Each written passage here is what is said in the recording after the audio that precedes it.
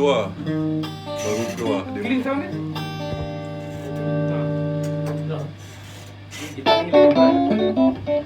Straight end pun dah sedap lah dia. Baru keluar. Tone dia tu.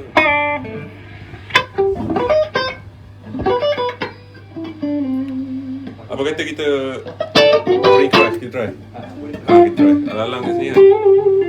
Tapi saya rasa macam kadang-kadang ada orang macam dia fikir macam Orange ni kan macam tu kan. Tapi kalau kau miking, lain cerita. Kalau miking kan? Ni belum miking lagi? Belum miking. Kalau miking kan sedap. Miking ke sedap?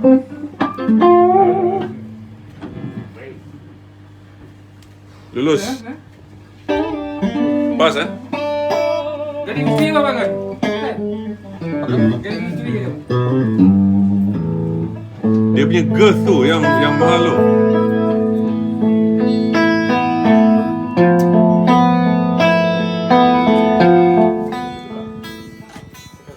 Super Crush is my personal favourite actually because I'm more on, aku lebih sludge stoner kan. Memang kena lah dirty. Tapi Crush ni memang niat dia orang untuk buat rokok yang lagi murah lah. Ya. Affordable lah. Rokok yang more affordable lah. Without the tube. Less maintenance.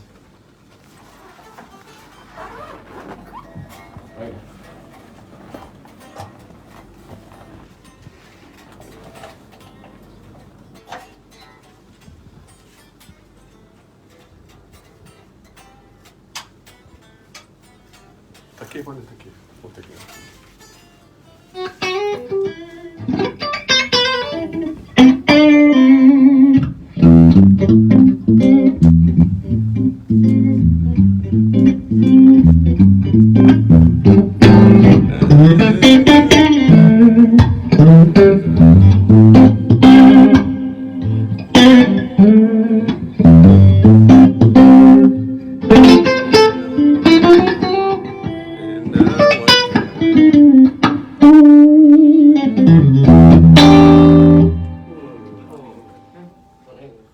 Okay, sekarang Super Crush.